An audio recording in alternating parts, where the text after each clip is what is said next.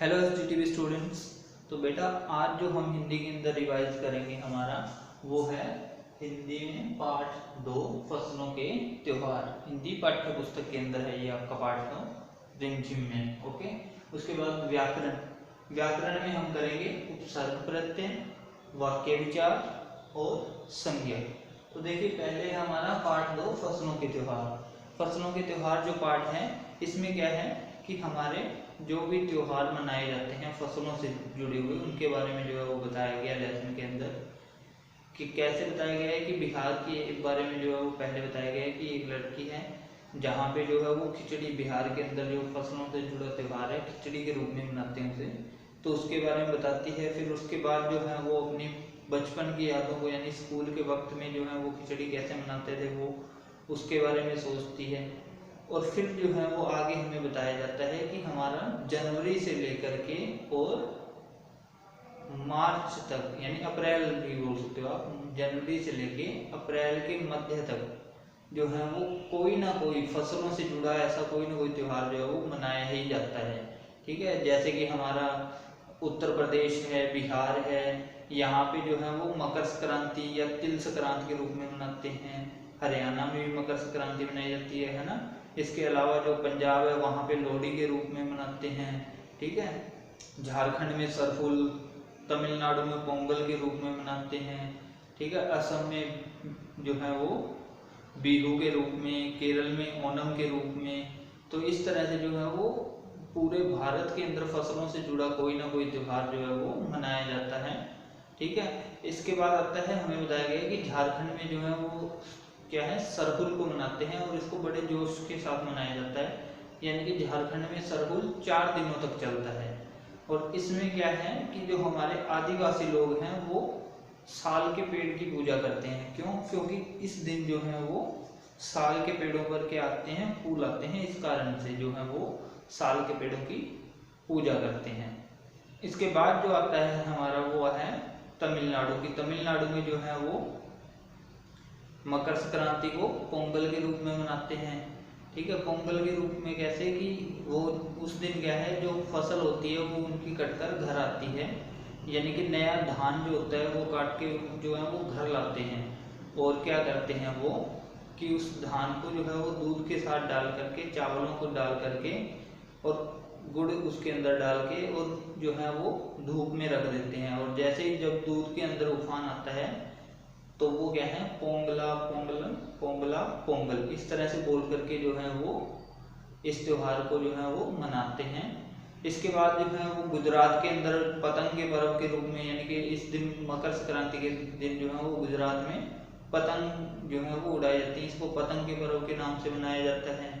इसके बाद आता है कुमाऊं जो है हमारा। कुमाऊं में क्या है इसे घुघुतिया के नाम से मनाते हैं, जिसमें क्या है कि कुमाऊं में इस दिन मीठे पकवान बनाए जाते हैं और उनको फिर क्या है संतरे और गन्ने की जो छोटी छोटी गंडेली यानी कि छोटे छोटे टुकड़ों के साथ जो है वो एक माला में पिरोया जाता है और बच्चों को दे दिया जाता है। बच्चे फिर क्या करते हैं उनको पक्षियों को खिलाते हैं और जिस चीज़ की कामना होती है उसको जो है वो मांगते हैं।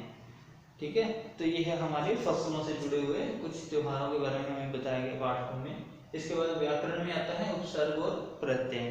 तो उपसर्ग और प्रत्यय क्या होते हैं? देखिए कि उपसर्ग होता है जब क्या है कोई भी शब्दांश, शब्द नहीं शब्दांश, ठीक है, यानी कि कोई भी शब्दांश जो है वो किसी भी शब्द के आगे जुड़ करके उसके अर्थ को परिवर्तित कर देता है, वो होता है हमारा उपसर्ग।